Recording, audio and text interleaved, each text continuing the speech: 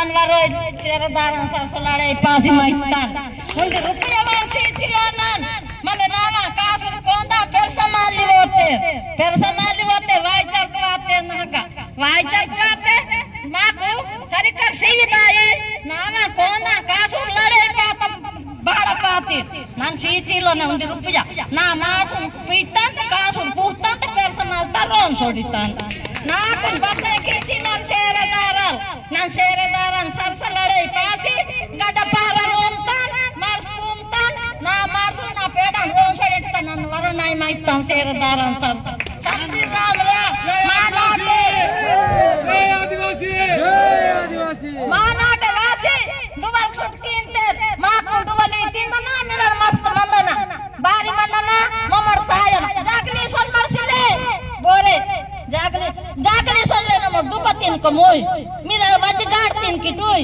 इंदानन बते आग चले सन मले चले जागली इन मार जो सामने रामरा పదివాల్ కొంత గారి దగ్గర మన రెడీ మయ్యన దిగే తెగిపోయేవాగా ఉంటుంది బాయి వాడికి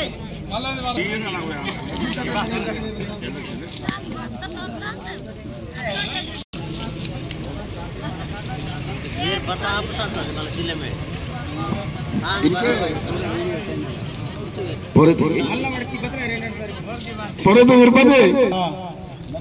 బెజ్జూర్ మండల ఆదివాసీ జేఏసీ అధ్యక్షును నా పొరలు కోరత తిరుపతి నా నారు కుండల మానేపల్లి నా మండల్ బెజ్జూర్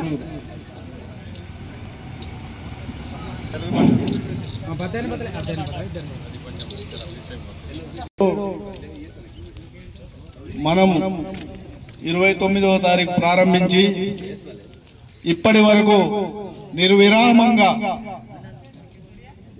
ధర్నా చేస్తున్నా ఇప్పటి వరకు మనకు అధికారుల నుంచి ఎలాంటి స్పందన అనేది రావడం లేదు.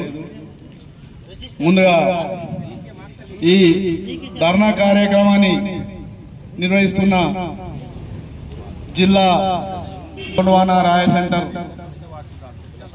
కుల సంఘ రాయ సెంటర్ మరియు అన్ని కుల సంఘాల ఆధ్వర్యంలో నిర్వహిస్తున్న పెద్దలందరికీ పేరు పేరున ధన్యవాదములు.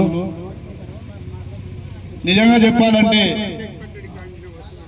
చట్టాలు అనేవి ఇప్పటికి కావు కదా, చట్టాలు ఎప్పటి నుంచో ఉన్నాయి. మరి ఇప్పటి వరకు మనకు ఒక తీరు, ఇప్పటి నుండి ఒక తీరు, ఇది ఎక్కడ రూలు? అధికారులు కూడా చాలా వరకు ఆలోచన చేయాలి. ఎందుకంటే ROFR పట్టాలు అనేటి గౌరవ వైఎస్ రాజశేఖర రెడ్డి గారు అప్పుడు 2008లో ఇవ్వడం అనేది జరిగింది. అప్పటి నుంచి ఇప్పటి వరకు దాదాపుగా అంతకుముందు 40 సంవత్సరాల ముందు నుంచి మనం కాస్తులో ఉన్నాం, మన పెద్దలు కాస్తులో ఉన్నారు. అలాంటి భూములకు ఇప్పుడు ఫారెస్ట్ అధికారులు వచ్చి నువ్వు ట్రాక్టర్ పెట్టద్దు, కరణాలతో దున్ను అని చాలా వరకు ఇబ్బందులు పెడుతున్నారు. మరి 2008లో పాస్బుక్ ఇచ్చినప్పుడు, పాస్బుక్ ROFR పట్టా ఇచ్చినప్పుడు దాని వెనకాలనే ఉన్నది కరణాగలని. అప్పటి నుంచి ఎందుకు అమలు చేయలేదని నేను సభాముఖంగా ఫారెస్ట్ అధికారులను అడుగుతున్నా. దయచేసి ఇప్పటికైనా మేము కొత్త చేయం. మా పెద్దలు 40 సంవత్సరాల నుంచి చేస్తున్న భూములు మాత్రం ఎట్టి పరిస్థితుల్లో వదలం. అవసరమైతే దేనికైనా సిద్ధమే. మా బెజ్జూర్ మండలంలో చాలా వరకు ఇబ్బందులు ఉన్నాయి. ఎందుకంటే మాది బార్డర్, లాస్ట్ బార్డర్. ఇక్కడి నుంచి అక్కడికి వచ్చేసరికి అన్ని పద్ధతులు అనేవి మారుతున్నాయి. ఇంకోటి, ఈ మధ్యలో టైగర్ జోన్ అనేది ఒక కుమ్రంభీం జిల్లాలోనే టైగర్ జోన్ ఎందుకు ఏర్పాటు చేయవలసిన పరిస్థితి వచ్చింది? మరి ఇంకా ఎక్కడ లేవా అడవి ప్రాంతాలు? ఇంకెక్కడ ఆవాసాలు లేవా? ఎందుకంటే ఇక్కడ ఉన్న ఆదివాసులు ఎక్కువ ఉన్నారు.